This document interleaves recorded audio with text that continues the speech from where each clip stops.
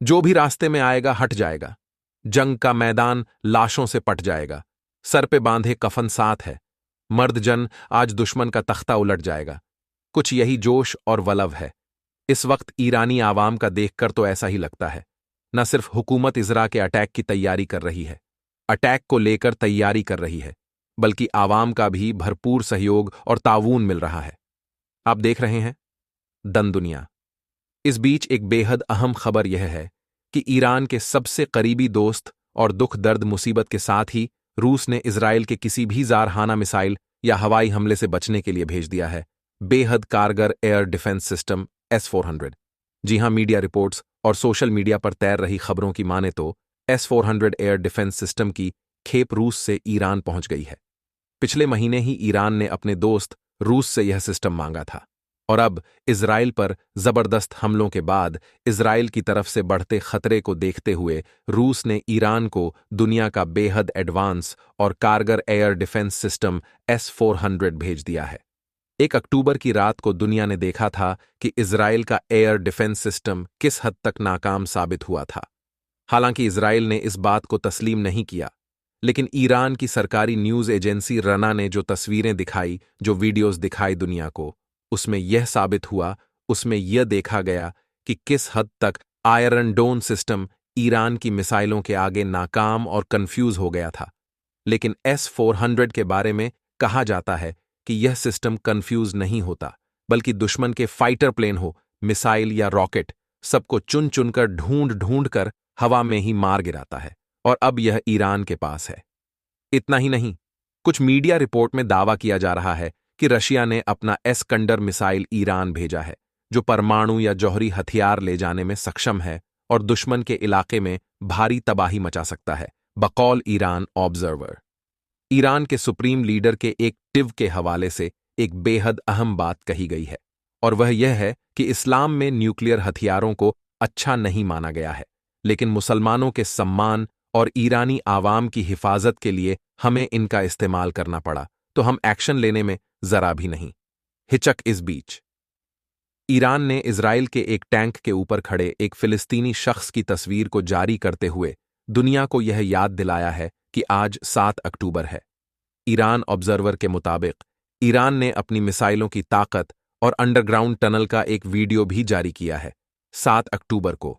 इस वीडियो के जरिए इजराइल को इत्बा या चेतावनी दी गई है कि हम ऑपरेशन ट्रू प्रॉमिस 2 के लिए तैयार हैं, बकौल रना। इस 1 साल में इजराइल को जंग लड़ लड़कर भारी नुकसान उठाना पड़ा है। उसके कई पोर्ट तबाह बर्बाद हो चुके हैं। जंग लड़कर के इजराइल की इकोनॉमी को भी भारी नुकसान हुआ है।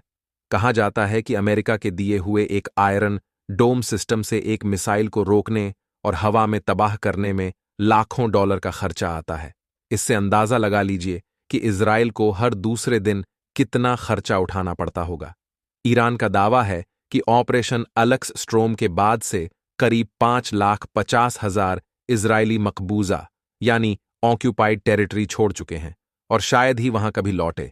इस 1 साल में अरब इजराइल की बढ़ती नजदीकियों को भी धज लगा है।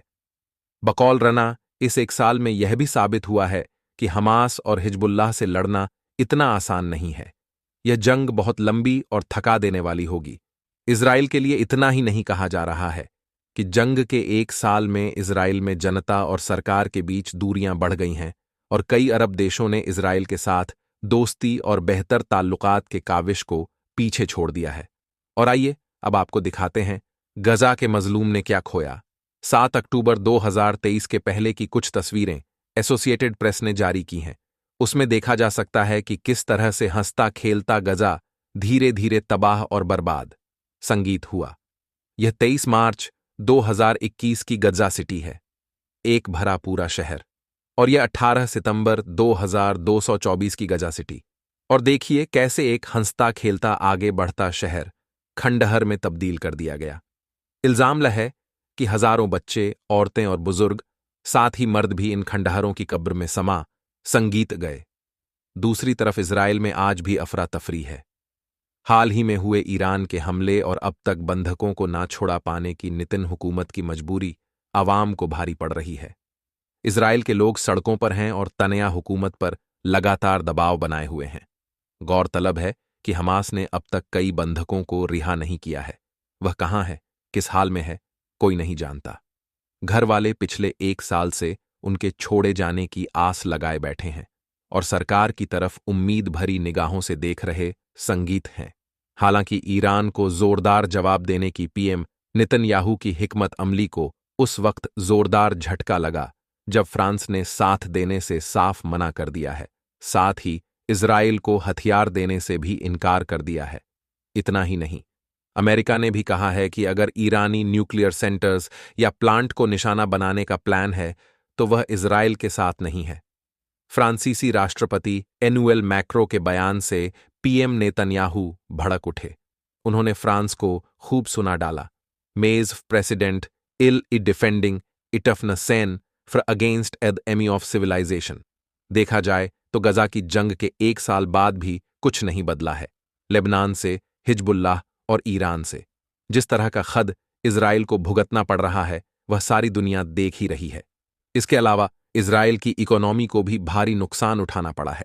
यमन और ईरान से आने वाली मिसाइलों की ताकत भी दुनिया देख चुकी है और इजराइल के अंदरूनी हालात खस्ता होते जा रहे हैं।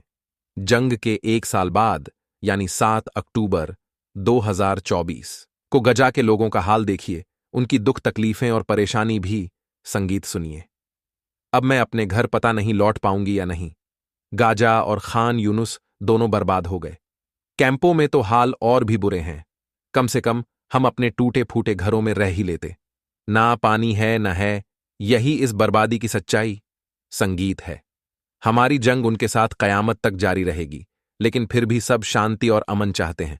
वह भी अपना देश चाहते हैं और हम भी अपना देश, इसमें किसी को दिक्कत नहीं होनी चाहिए।